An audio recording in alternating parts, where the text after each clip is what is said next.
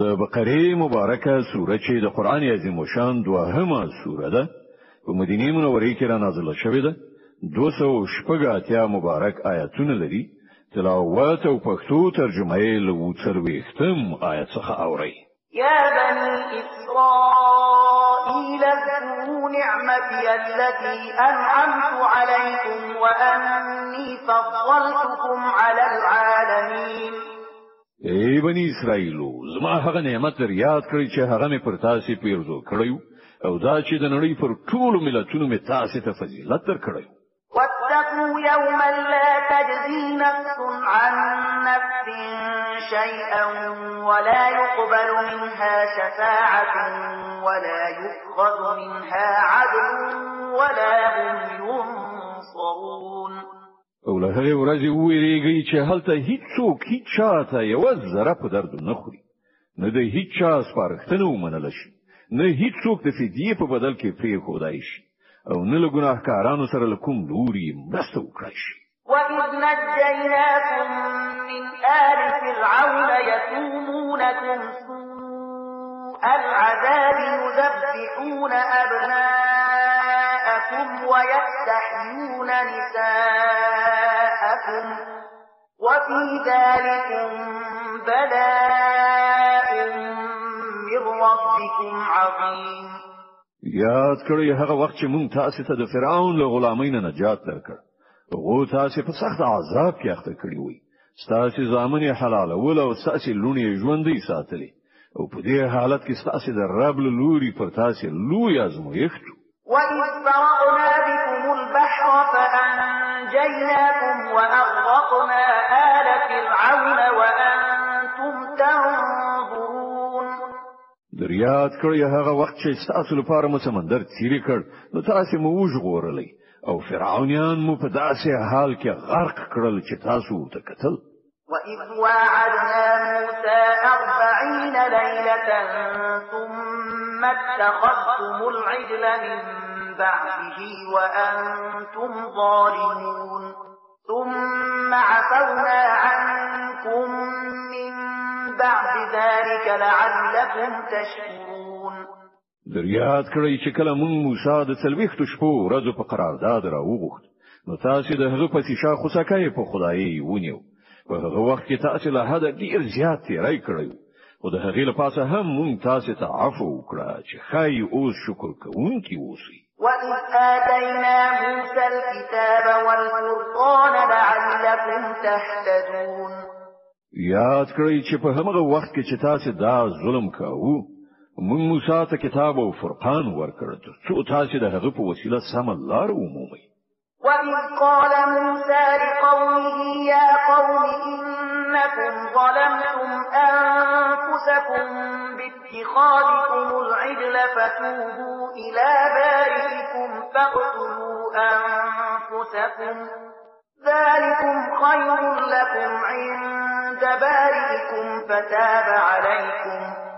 إِنَّهُ هُوَ التَّوَّابُ الرَّحِيمُ دریاد کړی چې کله موسی علیه د نعمت سره درستون شو نو خپل قوم ته وویل چې ای خلکو تاسو په خدای سره د خوسکی په نیولو په خپل ځان سخت ظلم کړی دی نو تاسو د خپل خالق په وړاندې توبه وباسئ او په خپلو کې سره ووژنئ په همدې کار کې تاسو د خالق په وړاندې تاسو خطوب دی په هغه وخت کې تاسو خالق تاسو توبه قبول کړه چې هغه لوی بخښونکی او د رحمت څښتن دی وَإِذْ قُلْتُمْ يَا مُوسَى لَن نُّؤْمِنَ لَكَ حَتَّىٰ نَرَى اللَّهَ جَهْرَةً فَأَخَذَتْكُمُ الصَّاعِقَةُ وَأَنتُمْ تَنظُرُونَ ثُمَّ بَعَثْنَاكُم مِّن بَعْدِ مَوْتِكُمْ لَعَلَّكُمْ تَشْكُرُونَ در پزړه کړی هغه وخت چې کله تاسو موسی ته ویلی و چې مونږ به ستاسو په خپل تر هغه باور نه کړو ترڅو چې په خپل سترګو په څرګند توګه خدای له تاسو سره په خبرو کولو ونه ویل هغه وخت تاسو په رڼو سترګو کتل چې واقعي سایقه ده تراغله تاسو به روح غورځېدلی وي مګر بیا مونږ ژوندۍ را پاتولې په کار د چې لدې کې غني ورسته تاسو شکر وباسئ وَظَلَّلْنَا عَلَيْكُمُ الْغَمَامَ وَأَنزَلْنَا عَلَيْكُمُ الْمَنَّ وَالسَّلْوَىٰ كُلُوا مِن طَيِّبَاتِ مَا رَزَقْنَاكُمْ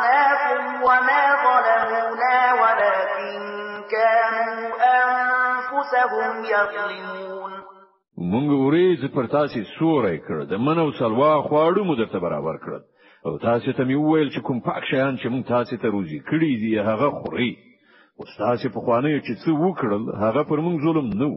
بلکې هغه خپل پر خپل ځان ظلم وکړ وإذ قلنا ادخلوا هذه القرية فكلوا منها حيث شئتم رغدا وادخلوا الباب سجدا وقولوا حطة نغفر لكم خطاياكم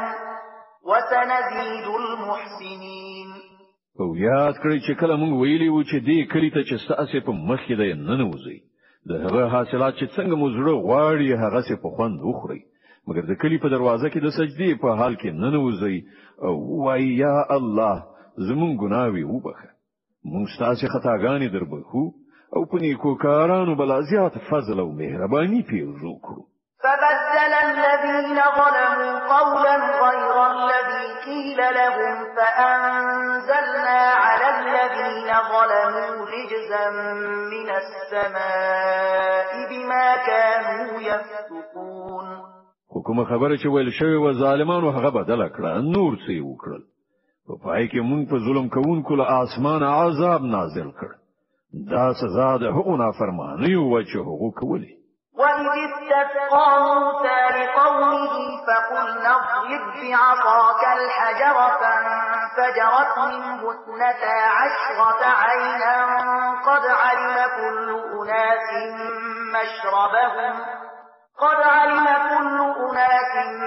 مشربهم كلوا واشربوا من رزق الله ولا تعثوا في الأرض مفسدين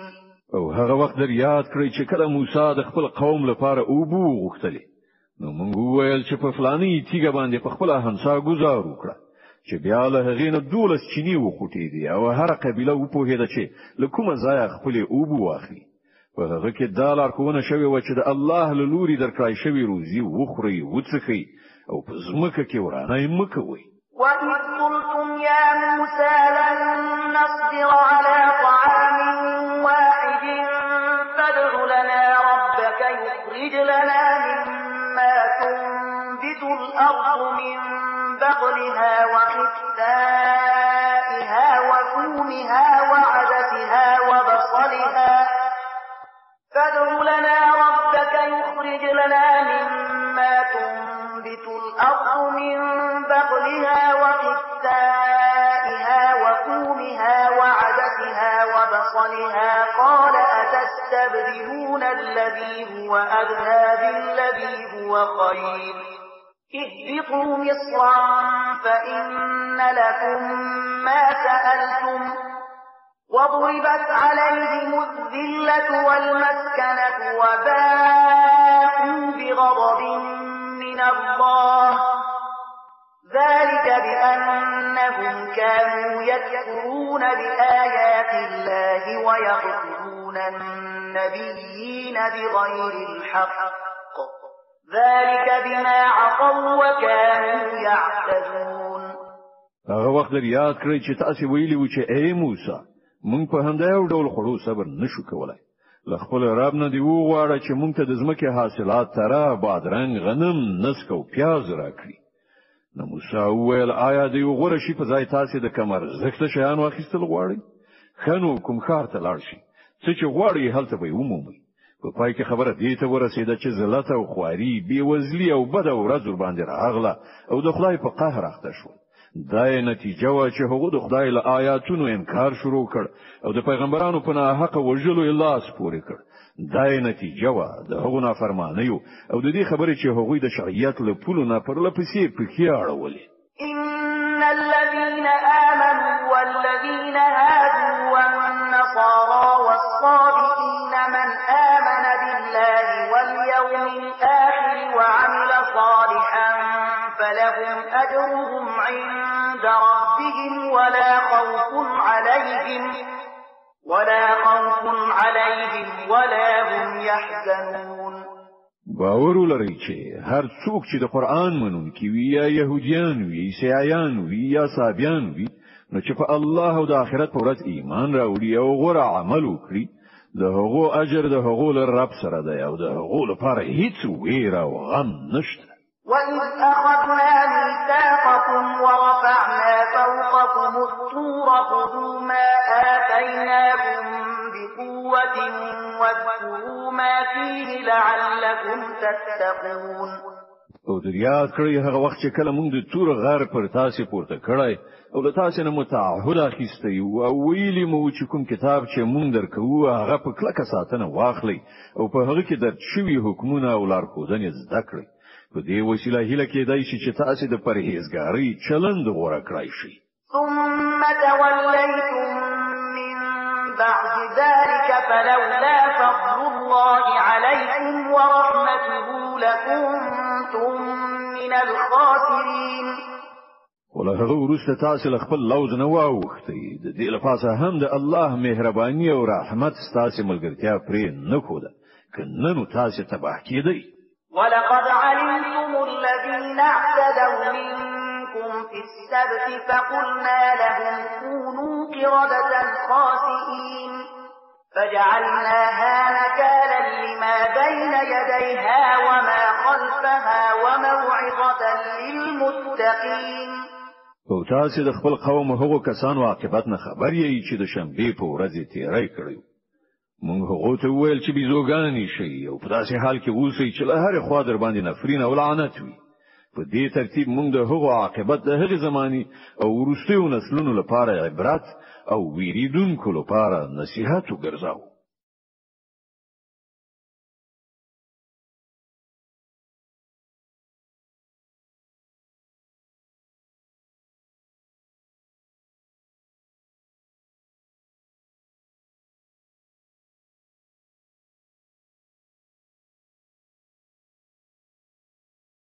وَإِذْ قَالَ مُوسَى لِقَوْمِهِ إِنَّ اللَّهَ يَأْمُرُكُمْ أَن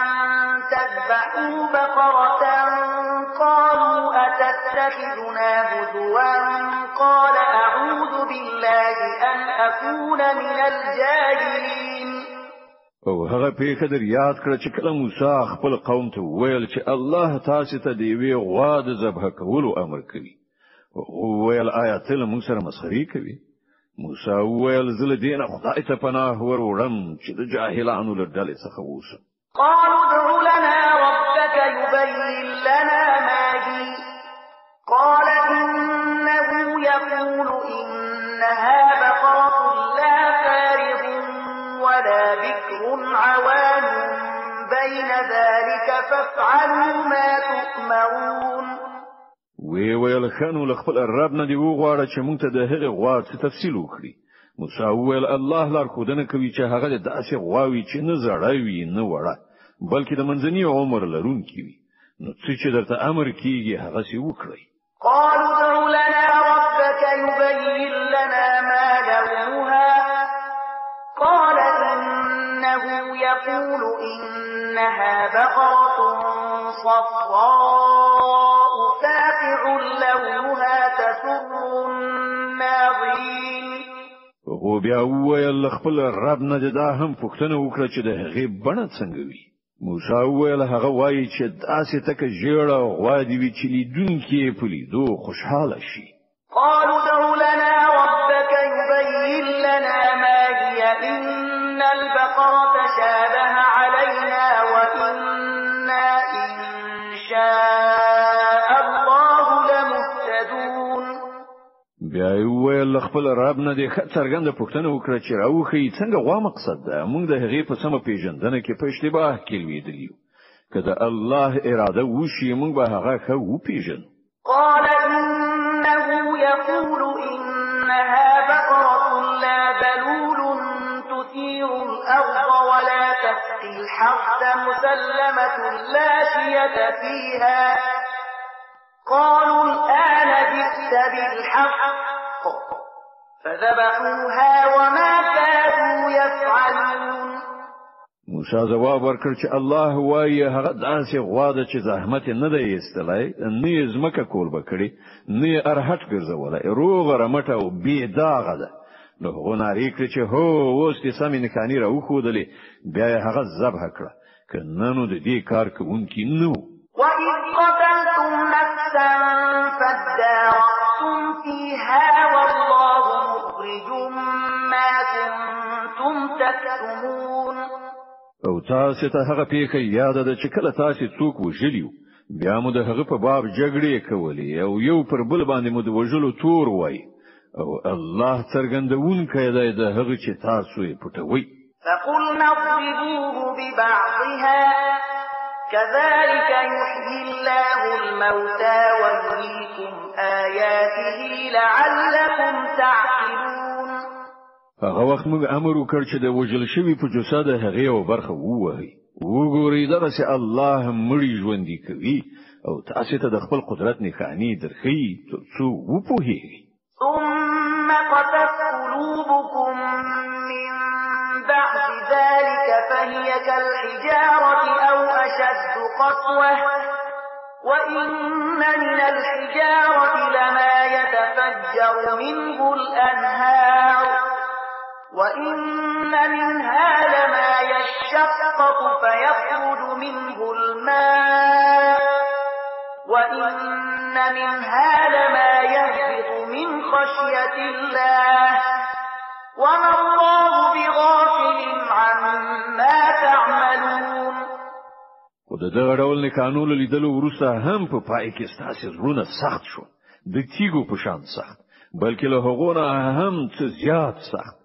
ځکه ځینې داسې تیګه هم شته چې له هغونه چینی راوځي بهیږي ځینې چوي او بوترې نه راوځي او ځینې د خدای له ویرې لړزيږي رالويږي. الله ستاسو له کړو وړونه نه خبره نه ده. أفتطمعون أن يؤمنوا لكم وقد كان فريق منهم يسمعون كلام الله ثم يحرفونه من بعد ما عقلوه وهم يعلمون.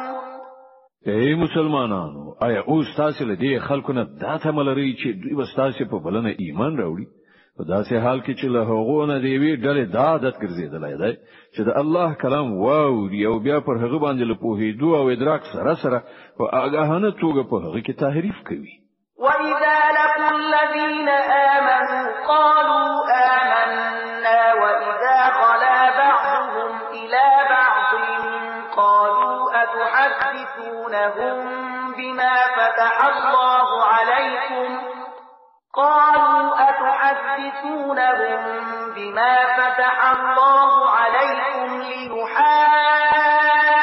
ليحاجوكم